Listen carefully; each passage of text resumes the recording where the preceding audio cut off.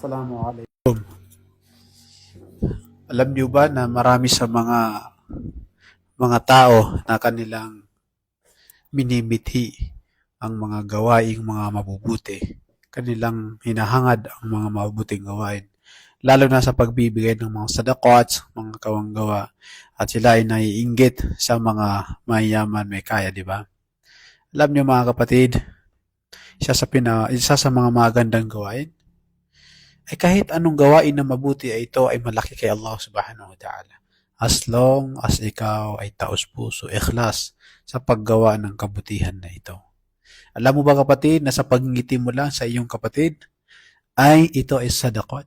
Ang sabi ng Propeta Muhammad sallallahu alaihi wasallam na Abi Dharr radiyallahu anhu qala li Nabi sallallahu alaihi wasallam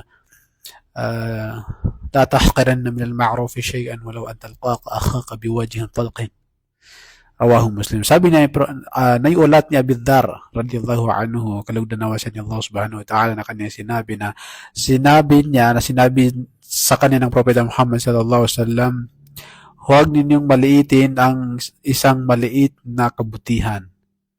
Sapagkat kahit na ang pagsalubong mo, ikaw ay ngumingiti sa pagsalubong mo sa iyong kapatid, ay ito ay sadaqah, ito ay kabutihan. Masya Allah.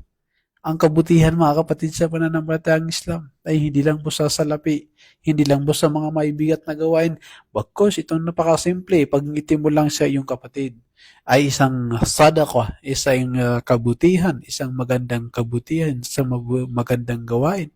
Kaya mga kapatid, huwag maghinayang sa mga mabubuting ating ginagawa. Mas lalo kapag ito ay mas malaking kabutihan, mga kagawa, halimbawa at saka sa iba.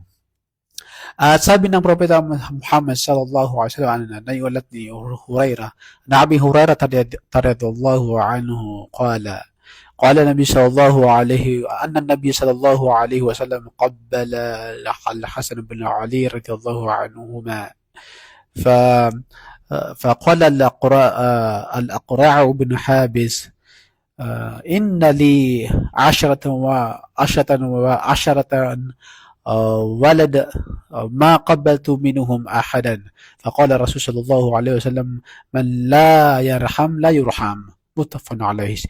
Naiulat ni Abu Hurairah, kalugdan naman sa Allah subhanahu wa ta'ala, na kanyang sinabi na ang Propeta Muhammad sallallahu alaihi wasallam ay hinalikan niya ang kanyang apo na si Hasan na anak ni Ali, kalugdan naman sa Allah subhanahu wa ta'ala. At ito ay nakita ni Al-Aqra' ibn Habis, si Al-Aqra' na anak ni Habis, na kanyang sinabi, ako ay may anak na 10 Rasulullah, at kailanman ay hindi ko nahalikan ang isa sa mga to, itong 10 anak ko. Sabi ng Propeta Muhammad sallallahu alaihi wasallam, sino man ang hindi naaawa ay hindi kinakaawaan. Muttafaqun alayh. Kaya mga kapatid sa pananampalatayang Islam, pairalin natin ang ating awa, ang ating mga gawain. Alam niyo, kahit maliit na gawain yan, ay ito ay napakalaki kay Allah subhanahu wa ta'ala, at magiging dahilan upang ikaw ay gabayan ni Allah subhanahu wa ta'ala hanggang sa araw ng paghukom, at ikaw ay pasok ni Allah subhanahu wa ta'ala sa kanyang paraiso. Assalamualaikum.